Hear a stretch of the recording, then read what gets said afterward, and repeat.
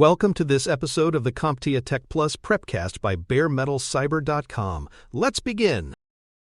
Practice exams are one of the most valuable tools you can use in preparing for the CompTIA Tech Plus exam FC0-U71. They replicate the structure and timing of the real test, giving you a chance to experience the same kind of pressure you will feel on exam day. More importantly, they measure your retention across all 6 domains and show you how well you can apply what you've learned. The earlier you become familiar with the style and logic of the questions, the more confident you will feel when the real thing arrives.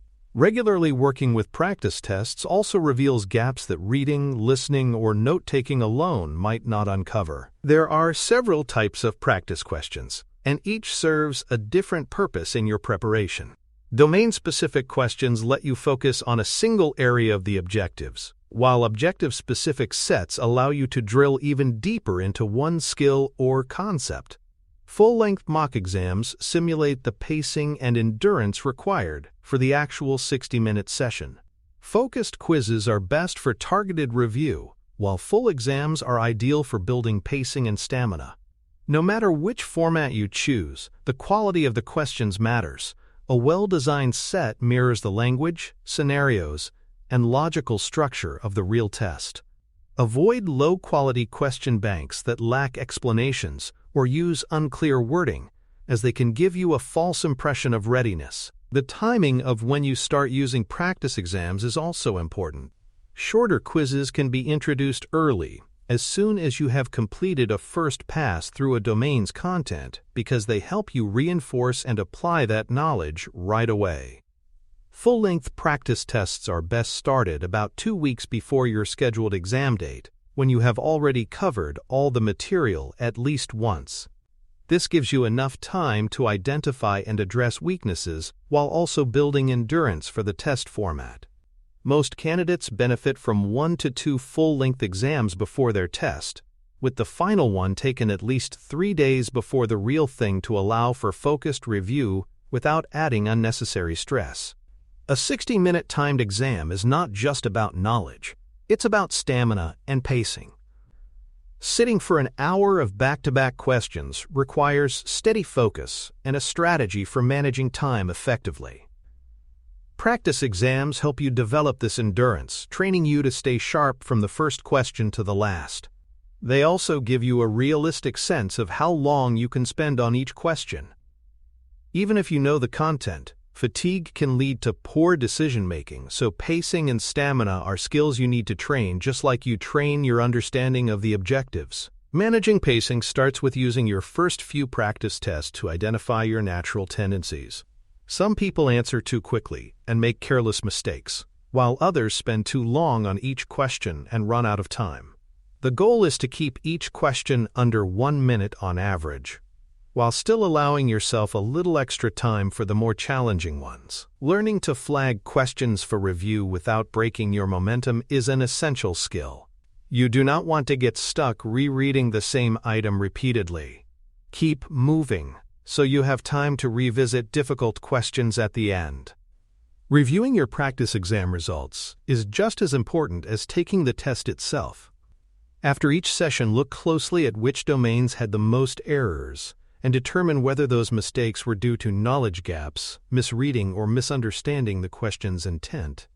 Simply looking at your total score is not enough. You want to identify patterns in your incorrect answers so you can address root causes, not just symptoms. Every missed question should be linked back to a specific objective in your study log so you know exactly where to focus next. Interpreting your practice scores requires context. High scores can build confidence, but they are not a guarantee that you will pass the actual exam, especially if they come from repeated exposure to the same question set. Low scores are not necessarily a sign that you are unprepared. They may simply highlight areas that need more focused review or adjustments in your pacing. A good readiness benchmark is to consistently score above 80% across multiple practice exams, with stable performance across all domains. Paying attention to domain-level accuracy is often more useful than focusing only on the overall percentage. Repetition is valuable, but only if you vary your question sets. Repeating the same exam with the same question order encourages memorization rather than understanding. Variation forces you to think through the logic of each question, rather than relying on memory. Look for question banks that can shuffle items or add new ones over time, so that each attempt feels fresh. This will make your learning more durable and better prepare you for the unpredictable mix of questions on the real test. One of the most important features of a good practice exam is detailed explanations for every answer choice. These explanations are a goldmine for learning, not just because they tell you why the correct answer is correct, but also because they explain why the other options are wrong. Reviewing explanations for both correct and incorrect answers reinforces your reasoning process and helps you spot the kinds of distractors CompTIA often uses. Understanding why you made the right choice is just as valuable as understanding why you made a wrong one. You should also use practice exams to isolate weak objective areas. For each missed question, find its corresponding objective in the official Tech Plus document. Then re-listen to the related prepcast episode and review the glossary terms tied to that topic. If you miss a similar question again later, that's a clear signal that you need deeper reinforcement in that area. This kind of targeted remediation turns every mistake into an opportunity for improvement. Combining practice exams with flashcards makes the reinforcement process even stronger. After finishing an exam, take the terms, acronyms, or concepts from your missed questions and turn them into flashcards for daily review. Use spaced repetition so you see the most difficult cards more often until you master them. Flashcards make an excellent bridge between major practice exams, keeping your recall skills sharp and filling in knowledge gaps without requiring a full test every time. Finally, remember that your first practice exam should be treated as a diagnostic tool rather than a verdict on your readiness. Use it to establish a baseline and let the patterns in your results guide your study time for the following week. If you scored below 75% in a domain, consider retaking domain-specific quizzes before doing another full-length test. Let your study data, not anxiety, drive your decisions about what to review next. For more cyber-related content and books, please check out cyberauthor.me. Also, there are other prepcasts on cybersecurity and more at baremetalcyber.com. Keeping a detailed practice exam tracker is one of the best ways to monitor your progress objectively. Your tracker should log the date of each practice test, your total score, the time you used compared to the total allowed, and the percentage accuracy for each domain. You can also add columns for the number of flagged questions, your confidence level during the test, and a short plan for how you will review missed topics. Over time, this record will show trends, whether you are improving steadily, plateauing in certain areas, or fluctuating based on the mix of domains covered. This data-driven approach ensures your final review is based on evidence rather than guesswork. While scores are important, it is essential not to place too much weight on them. A practice test is a tool for measuring progress and diagnosing weaknesses, not a perfect predictor of your final exam result. A passing score on a practice test may give you confidence, but it does not guarantee a pass on exam day if your understanding of the material is shallow. Likewise, a low score does not automatically mean you are unprepared. It may reveal strategic issues, pacing problems, or unfamiliar question styles that can be corrected quickly. Treat each practice exam as a calibration exercise rather than the final verdict on your readiness. Simulation is about more than answering questions. It is about training your mind to handle the pressure and structure of the real exam environment. Taking practice exams in a quiet, distraction-free room with a timer running helps recreate the testing conditions you will face. Use only the allowed tools, such as a scratch pad, and avoid looking up answers or taking breaks outside of the exam structure. Consistent simulation under these constraints builds comfort with the format and reduces the stress you might feel on the actual test day. Confidence grows as you see your performance stabilize under realistic conditions. You will know you are truly ready when you can consistently score 80% or higher across all domains, not just on your favorite topics. By this point, you should be able to recognize key terminology instantly, spot distractor answers quickly, and manage your pacing without constant clock watching. Readiness is not just about recall. It means you understand why the correct answers are correct and why the incorrect ones are wrong. When practice exams feel more like confirmation of what you already know than discovery of new material, you have reached the right level of preparation. If you have a poor performance on a practice exam, resist the urge to panic. Treat it as part of the learning process. Go through each missed question carefully, identify the cause of the error, and reinforce the related material through episodes, glossary terms, or hands-on examples. Many candidates see significant improvement in just one focused week after identifying their weak spots. Often, the breakthrough comes not from adding new material, but from reinforcing and clarifying what you already studied. The timing of your final practice exam is important. Aim to take it 3 to 5 days before your scheduled test date.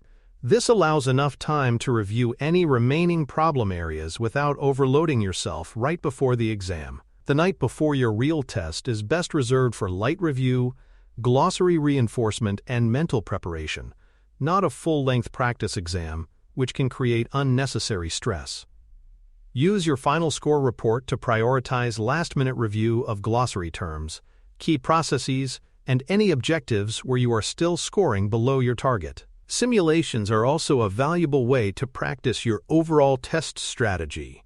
Beyond content knowledge, they give you the chance to practice smart guessing techniques, decide when to flag a question for later, and refine your pacing decisions. These skills can make the difference in borderline situations where you are unsure of an answer. The goal is not perfection, but building a reliable, repeatable approach that works for you under exam pressure. Integrating simulation results into your final review can make your study time far more effective. After your last practice exam, create a targeted list of items to reinforce before test day. This could include re-listening to specific prepcast episodes, revisiting glossary terms, or reworking practice questions on a tricky topic. The focus in these final days should be reinforcement, not relearning from scratch. By this point, your energy is best spent strengthening the material you already know, rather than introducing entirely new concepts. The benefits of mastering simulation techniques go beyond the Tech Plus exam. In your future career, you may pursue additional certifications or encounter high-pressure technical assessments where you must solve problems under time constraints. The same habit-structured preparation, realistic practice, and targeted review will serve you well in those situations. Simulation builds not just test-taking skill, but also professional resilience. You can also tailor simulation to your learning style. If you are an auditory learner, you might review practice exam explanations aloud or narrate your reasoning as you go through answers. Visual learners may benefit from color-coded score trackers and annotated question reviews. Kinesthetic learners might recreate the physical environment of a testing center, practicing posture, pacing, and movement just as they will on test day. Matching your simulation style to your learning style deepens retention and builds confidence. Group study can make simulations even more effective. Reviewing a practice test with others lets you compare reasoning, discuss different approaches to the same question, and uncover blind spots you might not have noticed on your own. Explaining your answer choices to someone else is one of the most effective ways to reinforce your own understanding. Group simulations also promote accountability and can strengthen teamwork skills that are valuable in real-world IT environments. Finally, remember that practice exam scores will naturally vary. Some sets may cover more of your strong areas, while others may lean into topics you have not mastered yet. Focus on the trend in your scores and the growth in your confidence over time, not the day-to-day highs and lows. Trust in the preparation you have done, the structure of your study plan, and the steady improvement you see in your review data. Confidence on exam day comes from consistency, not perfection. Thanks for listening. Please visit baremetalcyber.com for more cybersecurity information and education, including a new children's series. For more information on books and more, follow us at cyberauthor.me.